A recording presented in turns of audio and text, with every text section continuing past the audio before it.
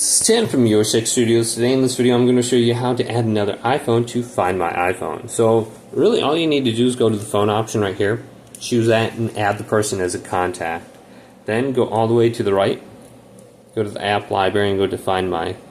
You can also go to iCloud.com and there's a Find My app on there too that you can do from your PC.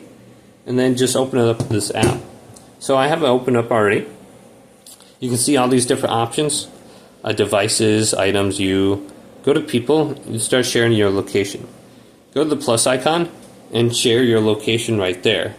It says share my location. As soon as you type, press this, you can just type in the name of the contact that you want to share it with, and then you can choose to share your location indefinitely, and that'll bring you exactly to their location. And it's very easy, and you'll see all your family and friends that you are sharing your location with over here. So just add them as a contact, type in their name, go to indefinitely, and you should be able to see them on this map. So you can see this entire region. But hopefully this video did indeed help you out. If it did, leave it a big thumbs up and subscribe to my channel down below.